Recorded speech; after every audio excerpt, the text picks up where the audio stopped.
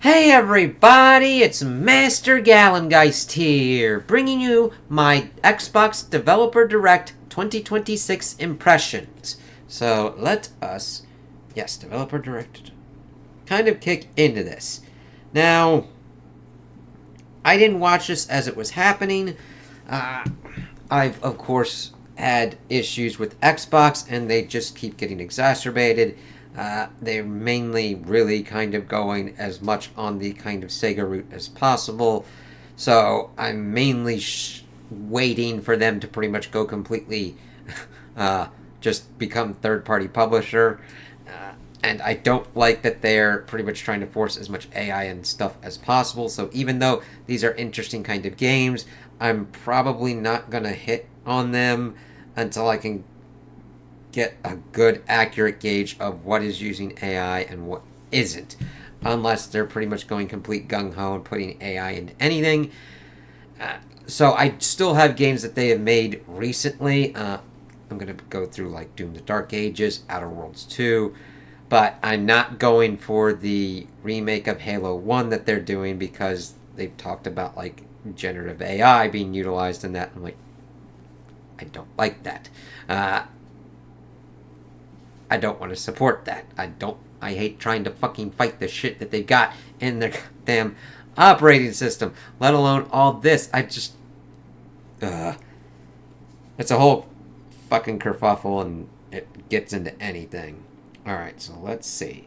Evidently, we've got fresh looks at Forza Horizon 6 and Fable, Game Freak's Beast of Reincarnation, and Double Fine in the form of Kiln. Let's see here.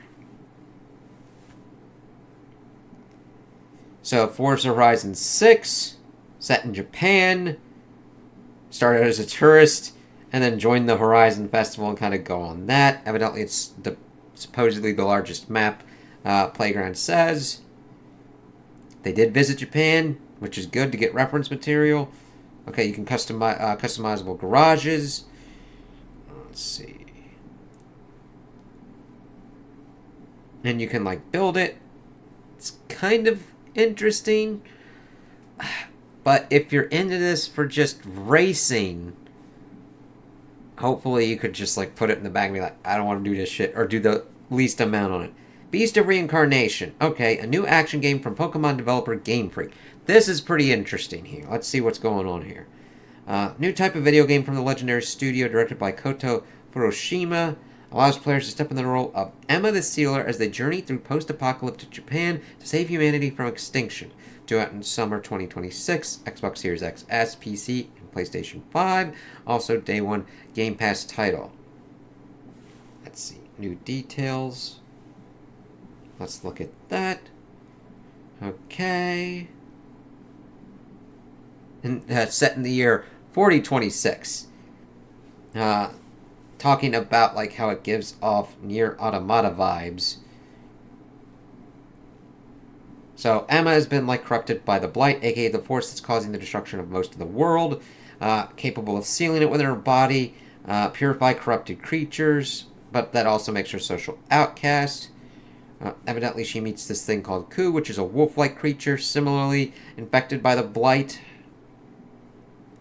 Primarily an action game, fight close range with a katana or long range with a bow and arrow against corrupted enemies called Malfax. And then powerful boss monsters known as Nushi. And Ko fights alongside you, has special abilities. Oh, that sounds pretty interesting. It's good that Game Freak's able to pretty much take some other kind of chances and do other kind of games, so hopefully this works out well enough. I'll have to look into the trailers and everything. Let's see. There's skill trees for them both, a faction of mechanical golems used to house human souls, and then other supporting characters, Brad, Kagura, and Kunai. Evidently there's transversal abilities. Huh. That sounds like a pretty interesting one, so hopefully that works out well enough and is a pretty decent Game Freak one. I have heard overall fatigue going on with the Pokemon series, so hopefully that kind of like changes some shit up. Let's see. Evidently the surprise announcement from Double Fine Productions called Kiln. I I had heard shit about. I might be thinking of another Double Fine game. Let's see.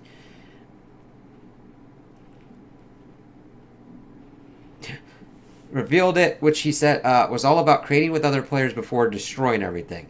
It's an online multiplayer pottery party brawler about pots that transform into playable characters via an in-game potter's wheel. I expect high energy, expressive multiplayer action. Schaefer added, Kiln is actually being re-revealed today. Okay. So I'm not going fucking crazy. Double Fine publicly talked about it as far back as 2017. Expect launch in spring of 2026 on Xbox, Xbox's PlayStation 5 and PC. Let's see. That sounds interesting as long as it's not a microtransaction-fueled fuckfest. However, that's what's pretty much turned me off of most multiplayer games. Also because there's put into friction of just like making it just an untenable experience on certain things. I'm like, whatever. And we also got to look at Fable. Now, this was one that I was really interested in before Microsoft was just going gung-ho on. I know this has been in the works for, like, so long. So, we'll see how Playground does this, because the original Fable was on Lionhead Studio, which was shut down in 2016. Let's see. You begin the game as a child growing up in a sleepy rural village. You're Albion's first hero in a generation. Makes sense because of how long the fucking it has been. Venturing out into the open world. It's true open world. Free to go where you want from the start of the game. Okay, sounds kind of similar to Breath of the Wild. Evidently, they showed off character customization, combat, and kicking chickens. Have to. Hobbs return. Let's see. You can combine melee and range attacks as well as powerful spells. That's important because you had that kind of three-wheel kind of prong going on in Fable with your melee, ranged, and then spells as well. I usually more tended for the melee. Let's see, buy a house, get a job, make money, and romance a villager. Kind of stuff. We'll have to see how they kind of work it out. I mean, they're playing with certain kind of things similar in the Forza games, but we'll have to see if they're able to execute it well enough on this. You could also marry loads of people and have even more kids. A living population, as Playground calls it, includes 1,000 NPCs who go about their business. You could talk to each of them in fully voiced conversations. Well, that would be good if they act like if they're voiced by people. But that's a lot of work, too. You would hire them to work in your businesses or evict them as a landlord. They'll comment on your actions as part of the new reputation system. Again, similar to stuff that we've done with Fable before. But it'll be interesting to see how this game studio executes on it. Some of your choices will change the world of Albion, of course. And here's the big thing. Fable is due out on Xbox Series X and S, PC, and PlayStation 5, autumn 2026. And that's the big kind of thing. They did 4 games, and one of the big franchises that Microsoft has, and putting it on PlayStation. Now, I don't want this to come off as I'm pro-exclusives. I'm not. I would actually rather want them all... I would like gaming-specific hardware and studios that pump out good games and that put them anywhere.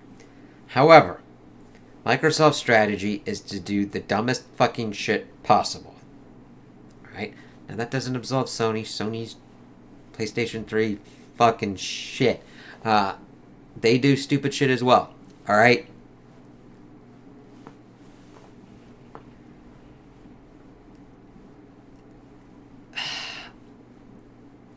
Honestly, it's really kind of strange that learning about like how much of the failure rate there was of the Xbox 360 with the Red Ring of Death and hardware failures like that.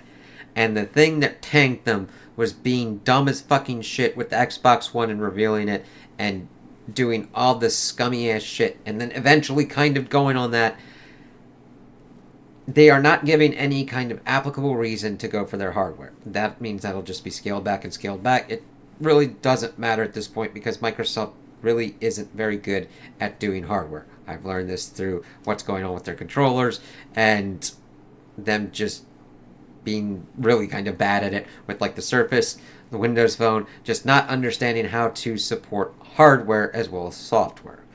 And they have not been putting out really any other kind of publisher that you would say has been putting out mid stuff. I have enjoyed the Xbox games that I've gotten, but having Fable, which is supposed to be one of the kind of bigger kind of franchises for Xbox, putting it on PlayStation 5 as well, it's just Microsoft sees it that their strength at this point will probably be to just make the games, be pretty much a third-party publisher, and put them on PC, Switch, and PlayStation if the Switch 2 can like handle it, which that is where the whole kind of thing's going to be. Nintendo is then just going to have to open up more, and Sony as well, and just be like comfortable with the fact that Microsoft. Here's the thing, I can already see it. People being like, no, but then if they open themselves up with like their tech stack and everything, Microsoft could go and reverse engineer it and everything like that. Yes, under any kind of normal circumstance. Microsoft couldn't execute that well if it was their only way out of a wet paper bag with 20 baby chihuahuas sitting on top of them. They couldn't do it.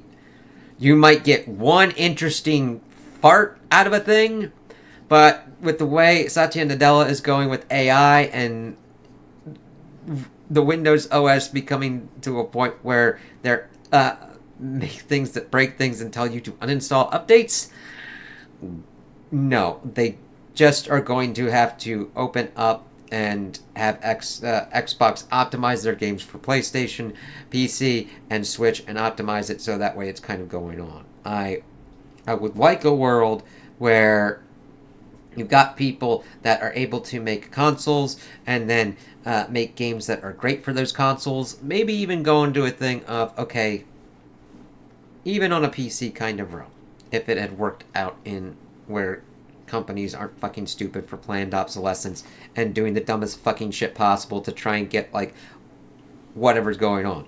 Your best kind of case scenario, at least what I'm kind of thinking about right now and just kind of spitballing in my head, you could have different kind of ones making certain kind of game, just specific kind of ones. You're trying to optimize to a certain kind of thing, so it's like, okay, you have to do as little tweaking as possible. You could do certain kind of things that make it be like, vroom, vroom, awesome, my ass shit.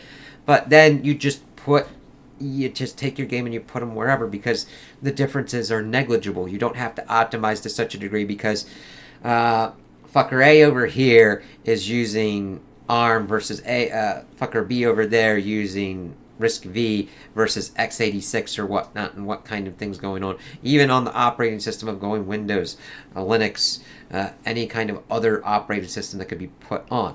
The best case scenario is that if you want a good kind of tenable kind of video game ecosystem, you would probably want to release on all platforms available, and all platforms are pretty much just negligible of just how it's kind of going on, even kind of crossplay and everything. But that doesn't preclude them from making banging ass games themselves. It's like, okay, I want to play this kind of game. I know the exclusives and locking it down to the hardware are pretty much what was important before, because then the game's optimized there. It gets people to buy that system to play that game, and then it's that kind of reoccurring thing. However, the industry has failed in creating that to be a sustainable practice anymore. Microsoft, for all of its fuckity-doo-dah fuckity-today, could not manage their studios to save their console business. It is the proof. They have said nothing. They have increased their prices on consoles like ain't nobody's business, and Sony has just dominated and shit-kicked them, even with their kind of missteps of just pumping out a lot of the same kind of third-person cinematic action-adventure games. I'm not saying there's not a place for that, but when you pretty much look at their output, and that's most of their output, you're like, come on, motherfucker, there's other things here. Nintendo's just been rocking and cocking with whatever they've got, because they'll do a misstep with the Wii U, and then they'll learn, and then they'll do a Switch. And it's like, okay, because the thing is, they've built up enough cultural cash, at least at the moment, until they decided to fuck themselves, where one misstep won't really kill them. Microsoft didn't have that advantage. They were like, especially when you take in Microsoft's whole history of being anti-competitive, monopolistic fuckfaces, and then they pulled their bullshit with the Xbox One, and everyone was like, ah. It's like, yeah, I mean, the thing is, they had Halo, and they had all this kind of stuff. Well, guess what? Everybody else has that shit now, too, so... yeah, it looks like it'll kind of work out for the people that were afraid that they would be locked in to, oh god, I have to get an Xbox to play the Bethesda games, or the Activision games. It's like, just wait, and I'm glad that we got Sony putting stuff on PC, but we'll have to see on this. I'm like, okay, this is where it's gonna go now. I don't hate that they're putting games at other places. I want people to play as many games as they want on the hardware that they prefer and play with their friends and be everything. That's awesome. It's just, it's the monkey's paw. That's the good thing. Microsoft's execution is going to be shit because that's all that they've been doing at the moment. And I don't like saying that. This isn't done to like shit on them. I did like looking at the Game Freak one. I'm like, all right, Beast of Reincarnation. Let's see where that goes. That'll be an interesting one because that's outside of their wheelhouse. Hopefully Double Fine has a pretty good hit with their whole kind of multiplayer pottery thing. That's kind of weird. And I hope that the ones that are in the car aficionados for Forza have a good time with Forza 6. We're just in a really stupid timeline right now, and I just want the AI stuff to be done. I want game companies to be able to have sustainable practices where people don't kill themselves and have stupid, insane crunch and just make good games where they're happy to make those games and make good money doing that. Evidently, that's an unreasonable, crazy, and insane perspective to have on this, but fuck it. So, those are my impressions of the Direct. Tell me what you guys think in the comments below. If you liked it, you didn't like it, you agree with me, you disagree with me. Also, like and subscribe, and I hope you have a good day.